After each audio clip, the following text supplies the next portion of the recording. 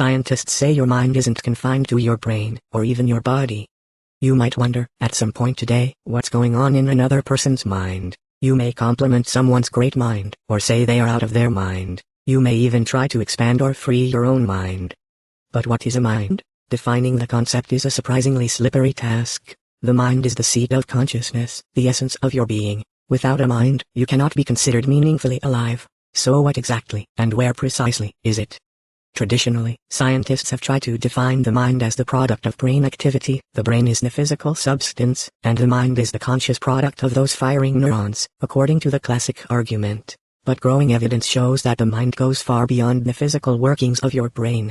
No doubt, the brain plays an incredibly important role. But our mind cannot be confined to what's inside our skull, or even our body, according to a definition first put forward by Dan Siegel, a professor of psychiatry at UCLA School of Medicine and the author of a recently published book, Mind, A Journey to the Heart of Being Human.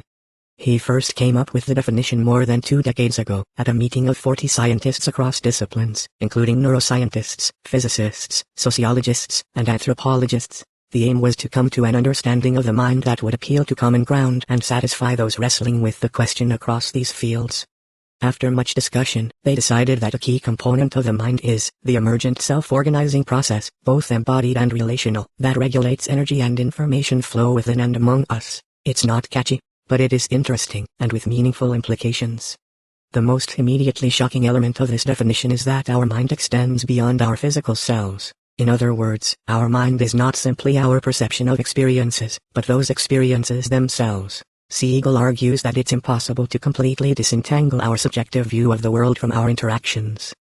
I realized if someone asked me to define the shoreline but insisted, is it the water or the sand, I would have to say the shore is both sand and sea, says Siegel. You can't limit our understanding of the coastline to insist it's one or the other. I started thinking, maybe the mind is like the coastline, some inner and inter-process. Mental life for an anthropologist or sociologist is profoundly social. Your thoughts, feelings, memories, attention, what you experience in this subjective world is part of mind. The definition has since been supported by research across the sciences, but much of the original idea came from mathematics. Siegel realized the mind meets the mathematical definition of a complex system in that it's open, can influence things outside itself, chaos capable, which simply means it's roughly randomly distributed, and nonlinear, which means a small input leads to large and difficult to predict result.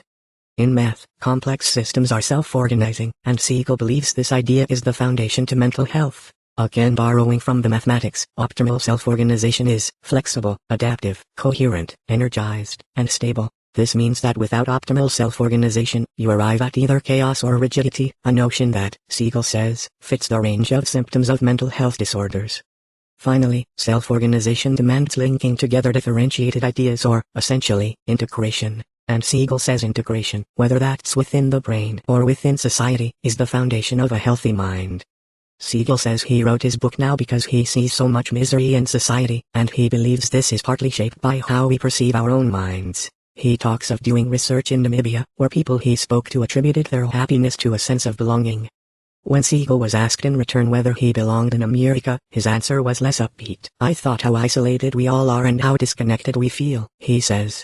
In our modern society we have this belief that mind is brain activity and this means the self, which comes from the mind, is separate and we don't really belong. But we're all part of each other's lives. The mind is not just brain activity. When we realize it's this relational process, there's this huge shift in this sense of belonging.